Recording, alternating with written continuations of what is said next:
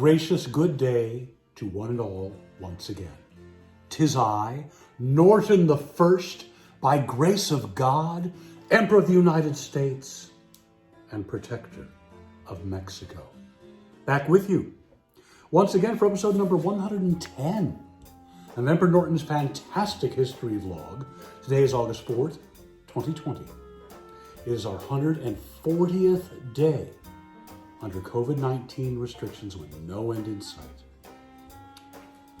So if you are a fan of ours on, the Facebook, the Twitter, or the Instagram, you may have seen some lovely photos that we did yesterday.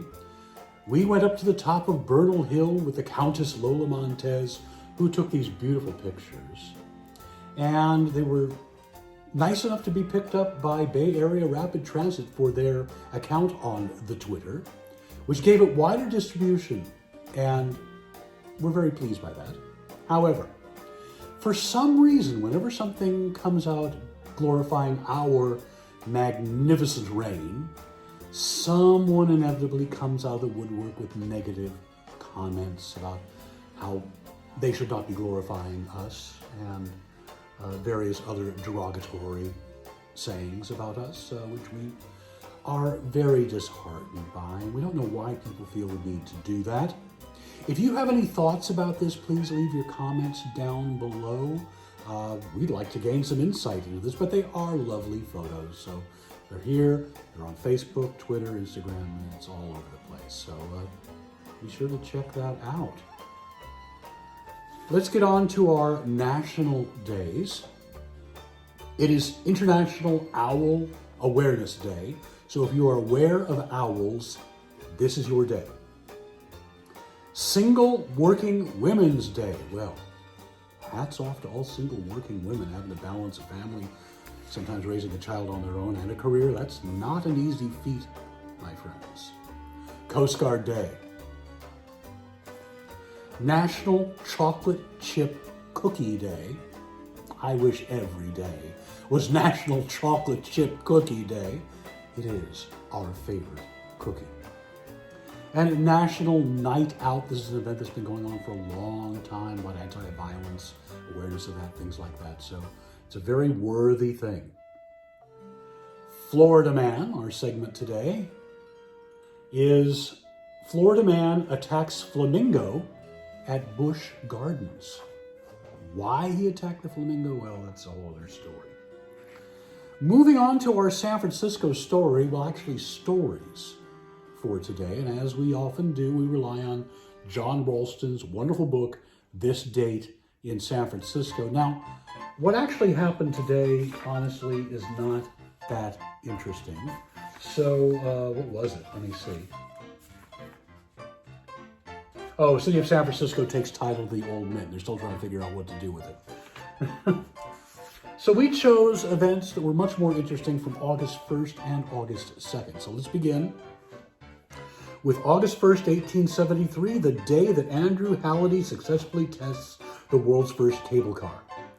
Andrew Smith Halliday was born in London in March 1836 to parents from Dumfriesshire, Scotland.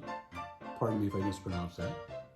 He adopted the surname Halliday, later in honor of his uncle, Sir Andrew Halliday, royal physician.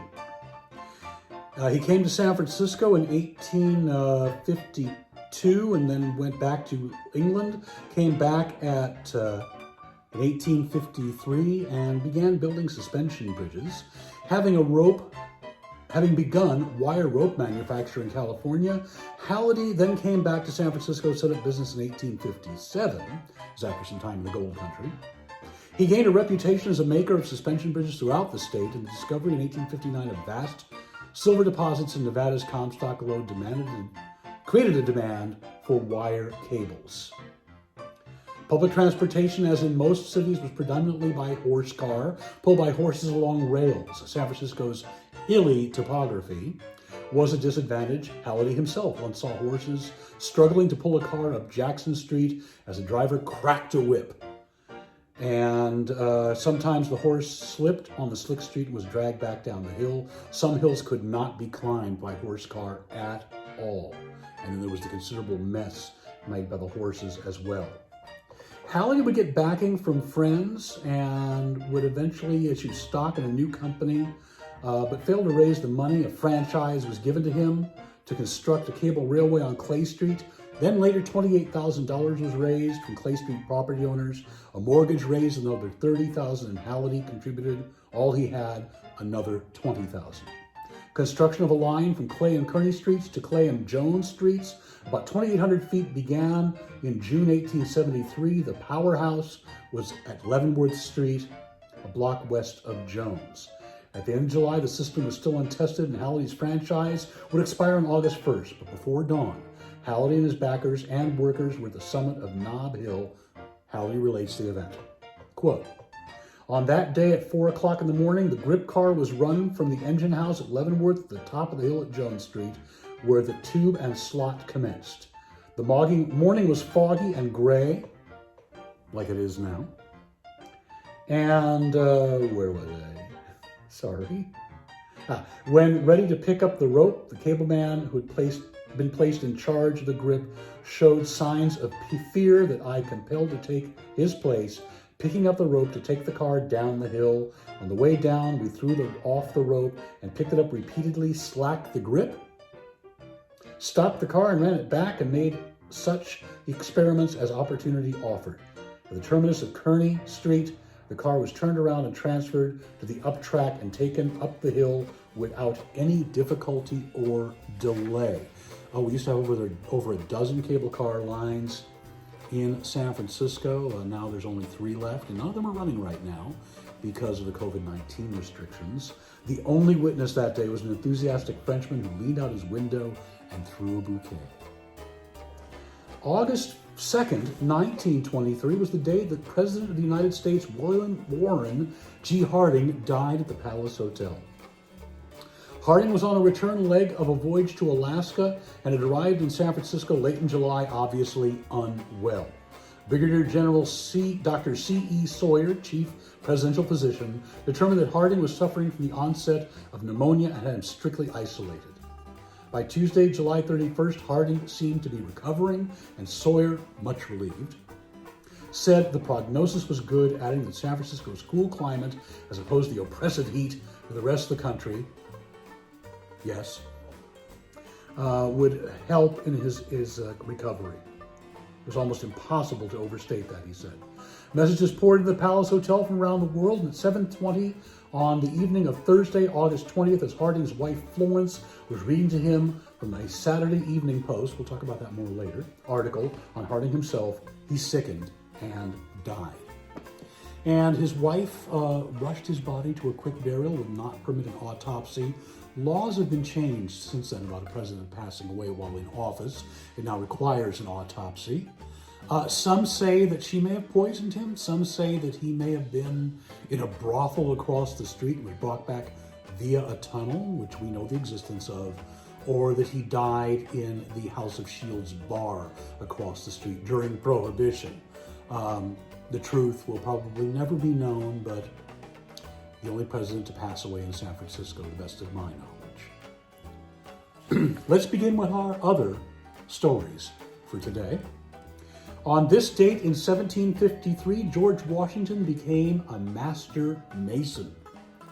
1821 was the first edition of the American magazine Saturday Evening Post, which we just talked about in the Harding story. It is still under publication. 1855, John Bartlett publishes his familiar quotation. Speaking of which, I talked about the weather earlier, and as many of you may have heard, Mark Twain is attributed to having said, "The coldest winter he ever spent was a summer in San Francisco." Well, there is no proof that Twain said or wrote that, just like there's no proof that we ever banned the word Frisco, although things can be overlooked. And apocryphal stories, we believe, are valid until they can be disproven. So, we don't know who said the Twain quote. He may have, but there's no proof of that. But whoever said it was absolutely right. It's about 53 degrees today and windy. It has been that way for weeks. Our nice months here in the Empire are September and October. But back to our stories for the day. On this date, in 1892, Sunday school teacher Lizzie Borden was arrested in Fall River, Massachusetts on 2 counts of murder. She supposedly murdered her parents. Lizzie Borden took an axe, that whole thing. But she was acquitted. Maybe she's still looking for the real killers. On this date in 1914, Germany declares war on Belgium. Britain declares war on Germany. More or less the official start of World War I. On this date in 1944, Anne Frank is arrested in Amsterdam by German security police following a tip-off from an informer who was never identified. On this date in 1962, Nelson Mandela was captured by South African police. He'd spent decades in jail. 1964, the bodies of civil rights workers Michael Schwerner, Andrew Goodman, and James E. Chaney are discovered in an earthen Mississippi dam. 1977, U.S. President Jimmy Carter establishes the Department of Energy. Births. 1821, the famous luggage maker, purses, all sorts of accessories, Louis Vuitton is born. 1900, Elizabeth Bowes Lyon, the Queen Mother Elizabeth, the Queen Elizabeth II. 1912, Raoul Wallenberg, Swedish diplomat in World War II who saved 10,000 Jews in the concentration camps. 1920, the reporter Helen Thomas, White House correspondent for many, many years. 1961, the 44th President of the United States, Barack Obama, is born in Honolulu, Hawaii. I'll repeat that.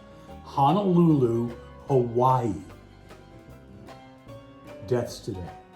1875, Hans Christian Andersen, Danish author, 150 fairy tales, among them The Ugly Duckling and The Snow Queen.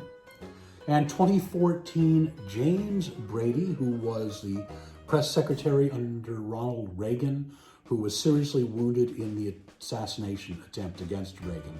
I believe that was 1981 when that happened. Well, that wraps it up for today's edition. Now remember, we are accepting tips and donations. Information's right here. If you do it on Patreon, it is a monthly subscription.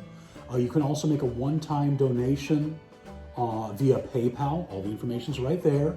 And we greatly appreciate all of our donors. That'll help us keep going, especially with our enhanced unemployment benefits having run out on the 31st and no replacement in sight. A lot of people are being left high and dry due to partisan bickering.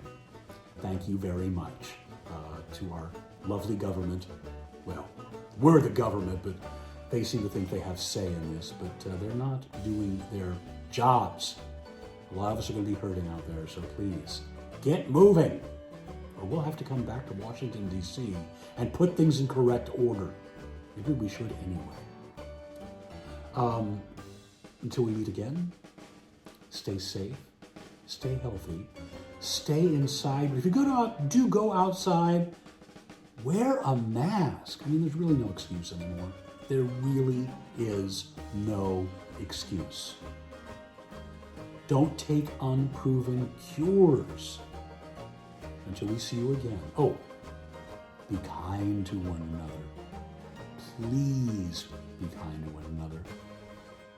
Until we see you again, a gracious good day.